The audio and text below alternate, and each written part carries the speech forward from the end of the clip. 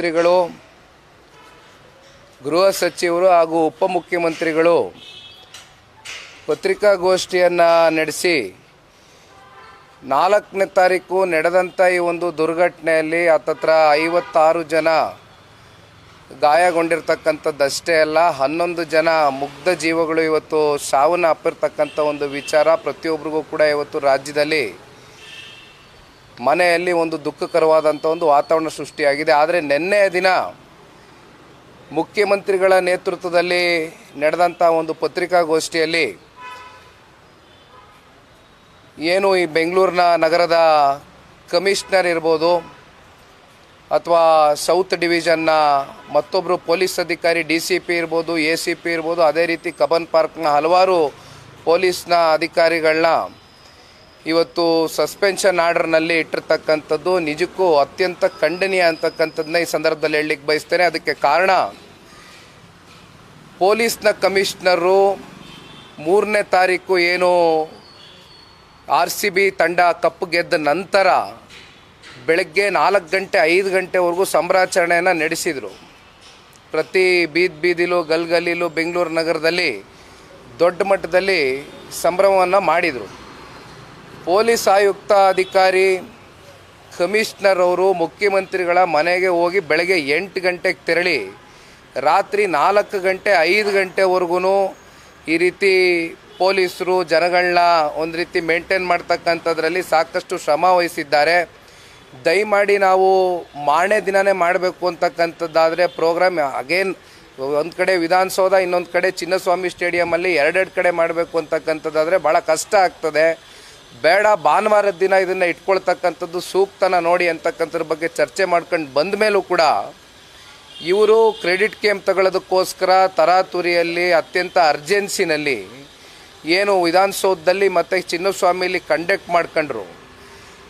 ಇದೆಲ್ಲ ಆದ ನಂತರ ಈ ದುರ್ಘಟನೆ ಏನು ನಡೀತು, ಇದರಿಂದ ಇವತ್ತು ತಪ್ಪಿಸ್ಕೊಳ್ಳೋದಕ್ಕೋಸ್ಕರ ಇವತ್ತು ನನಗೆ ಒಂದು ಕನ್ನಡದಲ್ಲಿ ಒಂದು ಗಾದೆ ನೆನಪಾಗ್ತಾ ಇದೆ.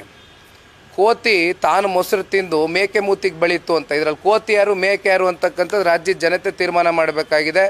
ಆದರೆ ಒಂದು ನಾನಿಲ್ಲಿ ಹೇಳ್ತಕ್ಕಂಥದ್ದು ನೋಡಿ, ಇವತ್ತು ಸಿದ್ದರಾಮಯ್ಯನವರು ಒಂದು ಪಾಯಿಂಟ್ ಹೇಳ್ತಾರೆ, RCB ತಂಡ RCB ಕಡೆಯಿಂದ ಮತ್ತು KCA ಕಡೆಯಿಂದ ಅವರು ಇಲ್ಲ, ನಾವು ಇಮಿಡಿಯೇಟಾಗಿ ಪೆರೇಡನ್ನು ಮಾಡಬೇಕು, ಪ್ಲೇಯರ್ಸನ್ನು ಕರ್ಕೊಂಡು ಇಡೀ ಬೆಂಗಳೂರು ನಗರದಲ್ಲಿ ಒಂದು ಪೆರೇಡನ್ನು ವಿಕ್ಟ್ರಿ ಪೆರೇಡ್ ಮಾಡಬೇಕು ಅಂತಕ್ಕಂಥದ್ರ ಬಗ್ಗೆ ಅವರು ಟ್ವೀಟ್ ಮಾಡಿದ್ರು ಅಂತಕ್ಕಂಥದ್ರ ಬಗ್ಗೆ ಚರ್ಚೆ ಮಾಡ್ತಾರೆ. ಆದರೆ ಒಂದು ನಾನು ಮಾತನ್ನು ಕೇಳ್ತೇನೆ, ಇವತ್ತು RCB ಇರ್ಬೋದು ಅಥವಾ KCA ಇರ್ಬೋದು, ಇವತ್ತು ಈ ಕಾನೂನಿನ ನೆಲದ ಅಡಿಗಿಂತ ದೊಡ್ಡವರು ಅವರು, ಸರ್ಕಾರಕ್ಕಿಂತ ದೊಡ್ಡವರು ಅವರು, ಕಾನೂನಿಗಿಂತ ದೊಡ್ಡವರು ಅವರು. ಇಲ್ಲಿ ನಾನು ಇವತ್ತು ಕೈನಲ್ಲಿ ಇಟ್ಕೊಂಡಿರ್ತಕ್ಕಂಥದ್ದು ಸಿದ್ದರಾಮಯ್ಯನವರ ಒಂದು ಟ್ವೀಟ್ ಏನಿದೆ, ಅವರೇ ಖುದ್ದಾಗೆ ಟ್ವೀಟ್ ಮೂಲಕ ಇವತ್ತು ಪ್ರತಿಯೊಬ್ಬರಿಗೂ ಕೂಡ ಆಹ್ವಾನಿಸಿದ್ದಾರೆ, ಪ್ರತಿಯೊಬ್ಬರಿಗೂ ಕೂಡ ಇನ್ವೈಟನ್ನು ಕೊಟ್ಟಿದ್ದಾರೆ, ಪ್ರತಿಯೊಬ್ಬರು ಬನ್ನಿ ಅಂತಕ್ಕಂಥದ್ದು ಹೇಳಿದ್ದಾರೆ. ಆದರೆ ಒಂದು ಇಲ್ಲಿ ಕಮಿಷನರ್ ಅವರು ಏನು RCB ಮತ್ತು ಇವರು ಒಂದು ಪೆರೇಡ್ ಮಾಡಬೇಕು ಅಂತಕ್ಕಂಥದ್ದು ಹೇಳ್ತಾರೆ. ಅದರ ರೈಟಿಂಗಲ್ಲಿ ಏನು ಕಮಿಷನರ್ ಅವರು ಯಾವುದೇ ರೀತಿ ರೈಟಿಂಗ್ ಕೊಟ್ಟಿಲ್ಲ ಅವ್ರಿಗೆ.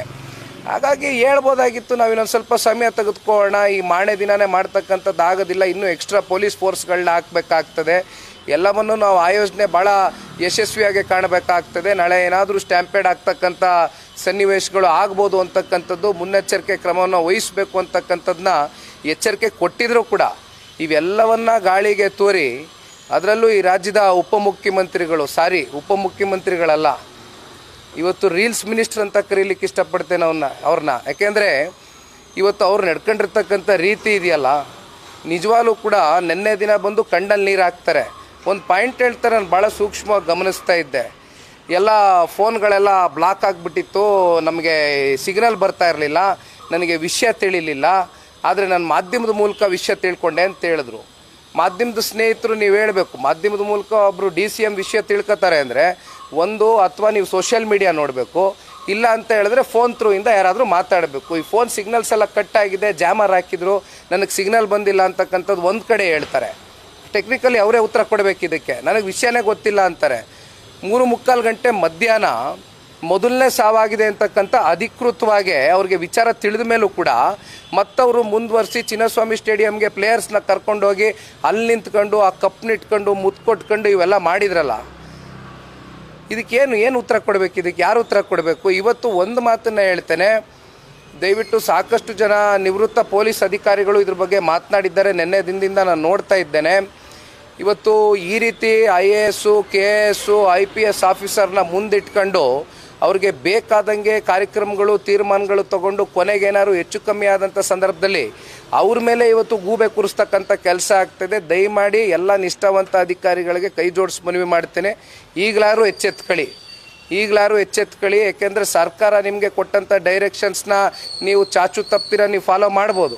ಬಟ್ ಅಲ್ಟಿಮೇಟ್ಲಿ ಈ ರೀತಿಯಾದಂಥ ಇಶ್ಯೂಸ್ ಬಂದಂಥ ಸಂದರ್ಭದಲ್ಲಿ ನಿಮ್ಮ ಮೇಲೆ ಗೂಬೆ ಕೂರಿಸ್ತಕ್ಕಂಥ ಕೆಲಸ ಮಾಡಿದಾಗ ಇವತ್ತು ಏನಾಗುತ್ತೆ ಅಂತಕ್ಕಂಥದ್ದಕ್ಕೆ ಇದೊಂದು ಸಣ್ಣ ಉದಾಹರಣೆ. ಆದರೆ ಇದು ಯಾರೂ ಕೂಡ ಮೆಚ್ಚತಕ್ಕಂಥ ಕೆಲಸ ಅಲ್ಲ. ಇಲ್ಲಿ ಪೊಲೀಸರು ಇಲ್ಲಿವರೆಗೂ ಕೂಡ IPLನ ಇಷ್ಟು ಟೂರ್ನಮೆಂಟ್ಗಳು ನಡೆದಿದೆ, ಇಷ್ಟು ಮ್ಯಾಚ್ಗಳು ನಡೆದಿದೆ, ಸತತವಾಗಿ 18 ವರ್ಷದಿಂದ IPL ನಡ್ಕೊಂಡು ಬಂದಿದೆ. ಇಲ್ಲಿಯವರೆಗೂ ಒಂದು ಅಹಿತರ ಘಟನೆಗೆ ಇಲ್ಲಿವರೆಗೂ ಯಾವುದೇ ಅವರು ಆಸ್ಪದ ಕೊಟ್ಟಿಲ್ಲ. ಪೊಲೀಸವರು ಭಾಳ ಚೆನ್ನಾಗಿ ನಡೆಸ್ಕೊಂಡು ಹೋಗಿದ್ದಾರೆ. ಆದರೆ ಇಲ್ಲಿ ಈ ರೀತಿ ಘಟನೆ ಆಗಬೇಕು ಅಂತಕ್ಕಂಥದ್ದಾದರೆ ಇದು ಸರ್ಕಾರದ ಒತ್ತಡಕ್ಕೆ ಮಣಿದು ಇವತ್ತು ಪೊಲೀಸವರು ಮಾಡಬೇಕಾದಂಥ ಸಂದಿಗ್ಧ ಪರಿಸ್ಥಿತಿಗೆ ದುಡ್ದಂಥವ್ರು ಯಾರು? ಸರ್ಕಾರ ಅಲ್ವೇ? ಈ ರಾಜ್ಯದ ಮುಖ್ಯಮಂತ್ರಿ ಉತ್ತರ ಕೊಡಬೇಕಲ್ವೇ? ಅದಕ್ಕೆ ನಾನು ಹೇಳಿದ ಕೈನಲ್ಲಿ ಟ್ವೀಟ್ ಇವತ್ತೇನು ಇಟ್ಕೊಂಡಿದ್ದೀನಿ, ಇವತ್ತು ಈ ರಾಜ್ಯದ ಮುಖ್ಯಮಂತ್ರಿಗಳು ಕರೆದಿರ್ತಕ್ಕಂಥದ್ದು, ಅವರು ಇನ್ವಿಟೇಷನ್ ಕೊಟ್ಟಿರ್ತಕ್ಕಂಥದ್ದು ರಾಜ್ಯದ ಜನತೆಗೆ ಬನ್ನಿ ಅಂತ. ಇದು ವೆರಿ ರಿಡಿಕ್ಯುಲಸ್ ಇದು. ಸರ್, ಈಗ CM, DCM, ಹೋಮ್ ಮಿನಿಸ್ಟರ್ ಎಲ್ಲರೂ ಕೂಡ ಬಚಾವಾಗೋದಕ್ಕೆ ಕಮಿಷನರ್ನ ಸೇರಿದಂತೆ ಅಮಾನತ್ ಮಾಡಿದ್ದಾರೆ. ಸೊ ಅನುಮತಿ ಇಲ್ಲದೆ ಅವರು ರೋಡ್ ಶೋ ಮಾಡಿದ್ರು, ರೀಲ್ಸ್ಗಳನ್ನು ಮಾಡಿದ್ರು, ಅವ್ರು ಯಾರು ರಾಜೀನಾಮೆ ಕೊಡ್ತಿಲ್ಲ. ಬಟ್ ಇದರೆಲ್ಲ ಆರೋಪವನ್ನು ಇವ್ರ ಮೇಲೆ ಹಾಕ್ತಿದ್ದಾರೆ. ಅಲ್ಲ, ಈಗ ಏನಾಗಿದೆ, ಇಲ್ಲಿ ರಾಜೀನಾಮೆ ತಗೊಳ್ತಕ್ಕಂಥದ್ದು ಪಡಿತಕ್ಕಂಥ ಕೆಲಸ ಆಗಬೇಕು ಅಂದರೆ ಮೊದಲು ರಾಜೀನಾಮೆ ಕೊಡಬೇಕಾಗಿರ್ತಕ್ಕಂಥದ್ದು ಇಬ್ಬರೇ ವ್ಯಕ್ತಿ. ಈ ರಾಜ್ಯದ ಮುಖ್ಯಮಂತ್ರಿಗೆ ಪಕ್ಕದಲ್ಲಿ ಅಕ್ಕಪಕ್ಕ ಕೂತಿದ್ರಲ್ಲ ನಿನ್ನೆ, ಒಂದು ಕಡೆ ಗೃಹ ಸಚಿವರಿಗೆ ದಯಮಾಡಿ ಬೇರೆ ಇನ್ಯಾವುದಾದ್ರು ಒಂದು ಇಲಾಖೆಯ ಒಂದು ಜವಾಬ್ದಾರಿ ಕೊಡ್ತಕ್ಕಂಥದ್ದು ಸೂಕ್ತ ಅಂತಕ್ಕಂಥದ್ದು ನನ್ನ ಭಾವನೆ ಅಲ್ಲ, ರಾಜ್ಯದ ಜನತೆಯು ಭಾವನೆ ಹೌದು. ಕಳೆದ 2 ವರ್ಷದಿಂದ ನಿರಂತರವಾಗಿ ಇವತ್ತು ಲಾ ಆ್ಯಂಡ್ ಆರ್ಡರ್ ಎಲ್ಲಿಗೆ ಬಂದು ನಿಂತಿದೆ ಅಂತಕ್ಕಂಥದ್ದನ್ನ ಅನೇಕ ಪ್ರಕರಣಗಳು ನೋಡಿದ್ದೀವಿ. ಹಾಗಾಗಿ ಒಂದು ಕಡೆ ಗೃಹ ಸಚಿವರು ನೇರವಾಗಿ ಹೊಣೆಗಾರಿಕೆಯನ್ನು ವಹಿಸ್ಕೋಬೇಕಾಗ್ತದೆ. ಅದ್ರ ಜೊತೆಯಲ್ಲಿ ಇವತ್ತು ರಾಜ್ಯದ ಮುಖ್ಯಮಂತ್ರಿನೂ ಮೀರಿ ಇವತ್ತು ಒಂದು ಹೆಜ್ಜೆ ಮುಂದೋಗಿ ಈ ರಾಜ್ಯದ ರೀಲ್ಸ್ ಮಿನಿಸ್ಟರ್ ಏನಿದ್ದಾರೆ, ಏನೋ ದೊಡ್ಡ ಮಟ್ಟದಲ್ಲಿ ಪ್ರಚಾರ ಗಿಟ್ಟಿಸ್ಕೊಳ್ಳೋಕ್ಕೋಸ್ಕರ, ಕ್ರೆಡಿಟ್ ಗೇಮ್ಗೋಸ್ಕರ ಇವತ್ತು ಇಷ್ಟೆಲ್ಲ ಈ ಅವಾಂತರಕ್ಕೆ ಕಾರಣಕರ್ತರಾದಂಥ ಈ ರಾಜ್ಯದ ರೀಲ್ಸ್ ಮಿನಿಸ್ಟ್ರು ಮೊದಲು ಅವರು ಇವತ್ತು ಅವ್ರನ್ನ ಅಮಾನತುಗೊಳಿಸಬೇಕಾಗಿದೆ ಸರ್ಕಾರ, ಅವ್ರನ್ನ ಸಸ್ಪೆನ್ಷನಲ್ಲಿ ಇಡಬೇಕಾಗಿದೆ. Thank you.